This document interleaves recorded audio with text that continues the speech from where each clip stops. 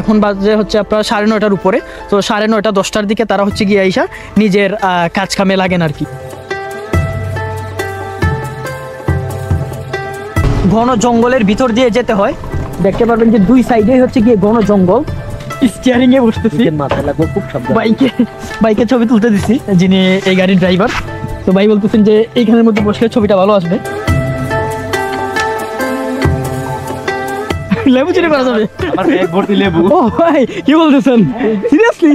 ও সম্ভব টাটকা লেবু।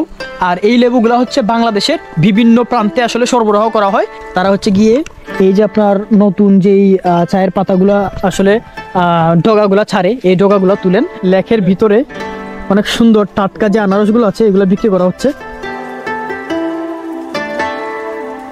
মানে বানর ভাগছে, হ্যাঁ বানর ভাগছে মানুষ দেইকা। এখন হচ্ছে কি আপনার রশিদপুর বাগানে জি হাজার হাজার বানর আমি দেখছি। সামনের ভিউটা কিন্তু আউটস্ট্যান্ডিং। এই যে দেখেন ছোট ছোট দুইটা পাহাড় আছে সামনে, তো ভিউটা ভালো লাগতেছে। তো ভাই হচ্ছে গিয়ে এই লাইনে সবসময় জিপ গাড়ি চালান। জি ভাই।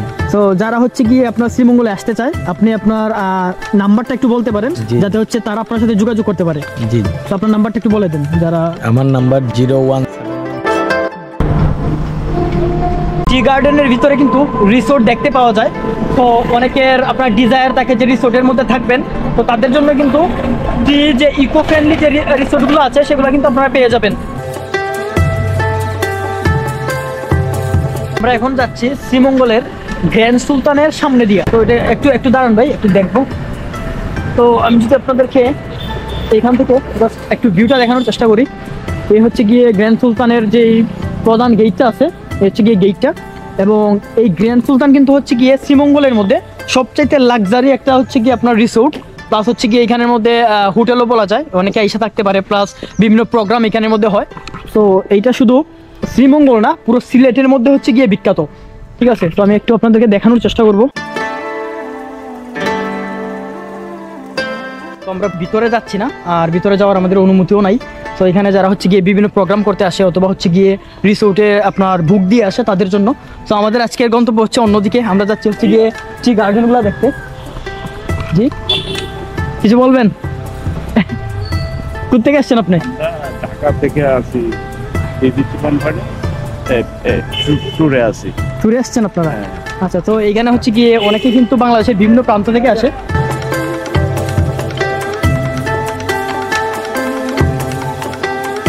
আমি যেতে যেতে আসলে অনেকগুলো রিসোর্ট দেখতেছি।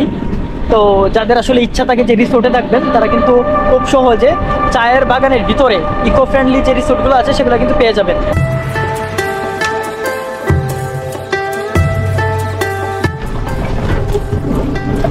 আমরা এখন যাচ্ছি নূরজাহান টি গার্ডেনে।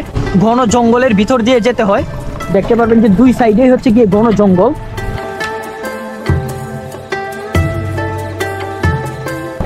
বনের ভিতর দিয়ে এরকম চলে গেছে আঁকা বাঁকা রাস্তা, এবং টি গার্ডেনে যাওয়ার আগ মুহূর্তে আপনাদেরকে এইরকম রাস্তাটা ক্রস করা লাগবে। আমি এখন যে জায়গাটাতে দাঁড়িয়ে আছি, আমার পিছনে হচ্ছে গিয়ে লেমন গার্ডেন, এবং আমরা ভিতরে যাচ্ছি না যেহেতু আমাদের গন্তব্য হচ্ছে অন্যদিকে। না হয় আমি হয়তো বা ভিতরটা আপনাদেরকে দেখাইতাম। লেমন গার্ডেন যেটা আপনাদেরকে বললাম, আর আমরা যাচ্ছি হচ্ছে গিয়ে এখন টি গার্ডেনে, এবং টি গার্ডেনে যাওয়ার পথে হচ্ছে গিয়ে আপনার লেমন গার্ডেনটা পড়ে। তো আপনারা যখন শ্রীমঙ্গলের বিভিন্ন স্পট ঘোরার চেষ্টা করবেন, তো এই স্পটগুলো আপনাদের চোখের সামনে পড়বে। আমরা যদিও লেমন গার্ডেনের ভিতরে ঢুকিনি, কিন্তু তারপরেও দেখতে পারবেন যে রাস্তার দুই পাশে হচ্ছে গিয়ে লেমনের ছোট ছোট যে লেবুর গাছগুলো আছে সেগুলো কিন্তু দেখতে পাচ্ছি। আমরা আসলে লেমন গার্ডেনের ভিতরে না ঢুকলেও রাস্তার পাশ দিয়ে আসলে অনেকগুলা লেবুর যে গাছগুলো আছে সেগুলো দেখতে পাচ্ছি। আর সিলেট কিন্তু হচ্ছে কি আপনার সিলেট বা শ্রীমঙ্গল বলেন, এটা কিন্তু শুধু চায়ের জন্য বিখ্যাত না। শ্রীমঙ্গল হচ্ছে কি আপনার লেবু প্লাস আনারস এই জিনিসগুলোর জন্য কিন্তু সারা বাংলাদেশে বিখ্যাত। তো আমার সামনে দেখতে পারবেন যে সারি সারি লেবু গাছ, এবং এখানের মধ্যে কিন্তু অনেক লেবু ধরে আছে। আমি যদি একটু সামনে যাই আপনাদেরকে দেখাতে পারবো। সো প্রত্যেকটা গাছে কিন্তু কিছু কিছু লেবু ধরে আছে, যেগুলো হচ্ছে একদম টাটকা লেবু। আর এই লেবুগুলো হচ্ছে বাংলাদেশের বিভিন্ন প্রান্তে আসলে সরবরাহ করা হয়। এগুলো হচ্ছে গিয়ে সিলেটের মানে একদম অর্গানিকভাবে চাষকৃত লেবু। তো আমি যখন আসলে জিপ গাড়ি খুঁজতেছিলাম, তো আমি যেহেতু সিঙ্গেল, আমি চাচ্ছিলাম যে কোনো একটা টিমের সাথে আসবো। সো আমার ভাই ছিলেন আমার সামনে, উনি কিন্তু আমাকে মানে অনেক হেল্প করছেন, চাইছেন যে যাতে হচ্ছে গিয়ে আমি মানে একটা জিপ গাড়ি ম্যানেজ করে দিতে পারেন, প্লাস লাস্টে দিয়ে এই বাইকে মানে বলছেন যাতে হচ্ছে গিয়ে অটো দিয়ে আসতে পারি আর কি। তো ভাই হচ্ছে গিয়ে এই লাইনে সবসময় জিপ গাড়ি চালান। জি ভাই। তো যারা হচ্ছে গিয়ে আপনার শ্রীমঙ্গলে আসতে চায়, আপনি আপনার নাম্বারটা একটু বলতে পারেন জি। যাতে হচ্ছে তারা আপনার সাথে যোগাযোগ করতে পারে। আমার নাম্বার 01715 737925। আচ্ছা, তো যারা হচ্ছে গিয়ে শ্রীমঙ্গলে আসতে চান, আপনারা কিন্তু এই যে গাড়ির যে ঝামেলাটা আছে ওইটা নেওয়া লাগবে না, আপনারা আগে বাইকে কল দিয়ে সব কিছু বুক করে তারপরে কিন্তু আসতে পারেন। পানের বাগান, এইগুলো কি প্রত্যেক গাছে মালিকানা দিয়ে? পানের ইয়ে আছে, দেখছেন ওই যে। হ্যাঁ হ্যাঁ। তো আমি আসলে পান গাছও আগে কখনো দেখি নাই, যদিও সামনে দেখা যাচ্ছে, আমি জানি না ক্যামেরাতে ভালোভাবে স্পষ্ট দেখা যাচ্ছে কিনা। সো গাছের মধ্যে দেখবেন যে পান গাছ ছোটো ছোটো লতার মতো কিন্তু পেঁচিয়ে আছে। স্টিয়ারিং এ বসতেছি, মাথায় লাগবে, খুব সাবধান। বাইকে ছবি তুলতে দিচ্ছি, যিনি এই গাড়ির ড্রাইভার। তো ভাই বলতেছেন যে এইখানের মধ্যে বসলে ছবিটা ভালো আসবে, তো এই যে ভাই আমার ছবি তুলে দিচ্ছেন।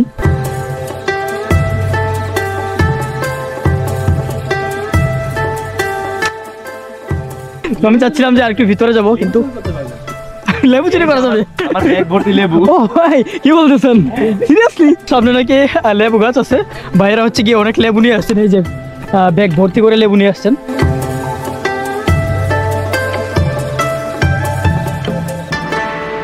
অনেক চা বাগানের যে শ্রমিক চাচা চাচিরা আছেন, তারা কিন্তু এখন আসতেছেন, এবং এই যে দেখতে পাচ্ছেন তারা কিন্তু যাচ্ছেন, তারা গিয়ে হচ্ছে আপনার যার যার কাজে এখন লেগে যাবে।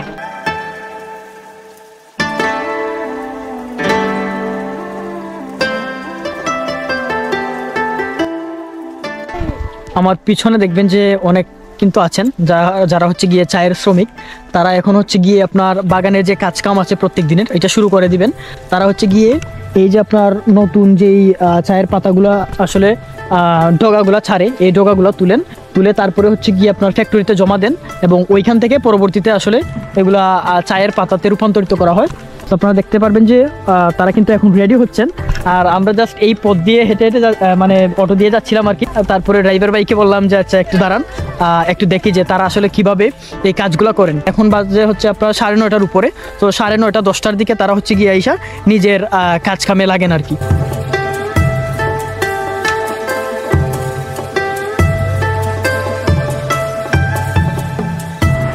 আমরা চায়ের বাগানের মধ্যে দিয়ে যাচ্ছি মাধবপুর লেকে, এবং অনেক উপভোগ করতেছি জায়গাটা।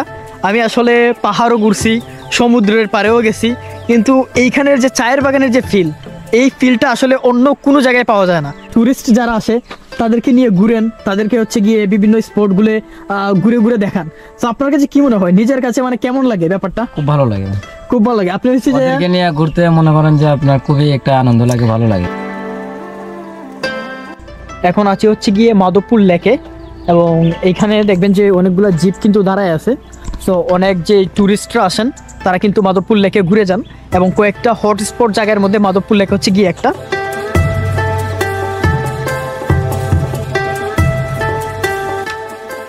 লেকের ভিতরে অনেক সুন্দর টাটকা যে আনারসগুলো আছে এগুলো বিক্রি করা হচ্ছে। তো লেকের ভিতরে আসলে এরকম আনারস পাওয়া যাচ্ছে, এবং আপনারা জানেন যে শ্রীমঙ্গলে কিন্তু প্রচুর পরিমাণে আনারসের চাষ হয়।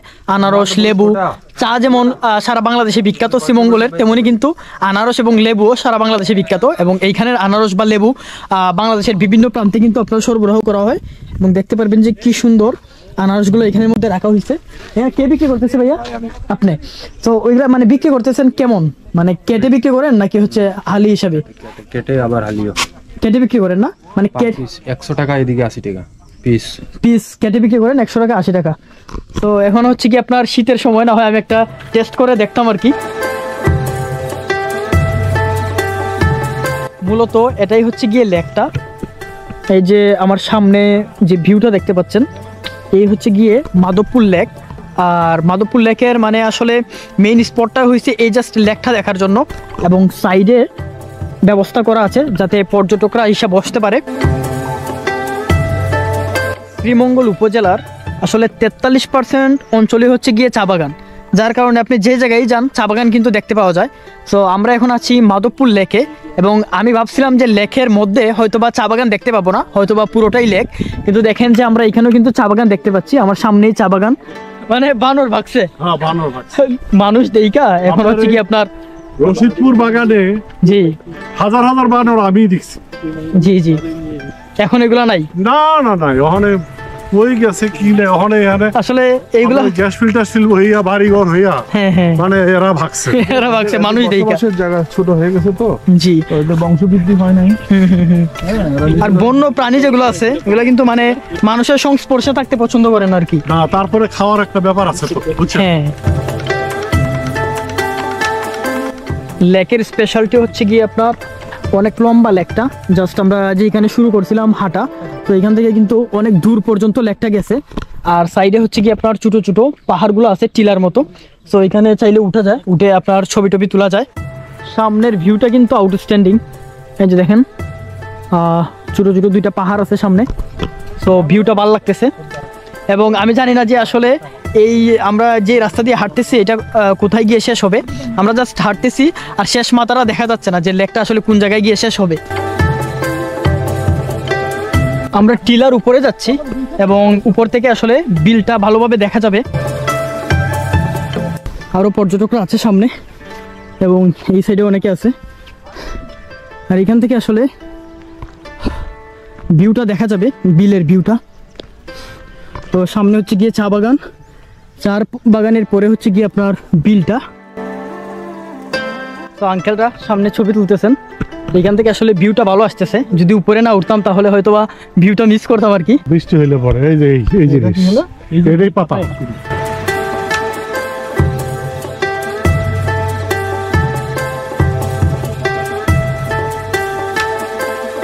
অনেকক্ষণ মাধবপুর লেকে ছিলাম, লেকের মধ্যে কাটাইছি কতক্ষণ সময়।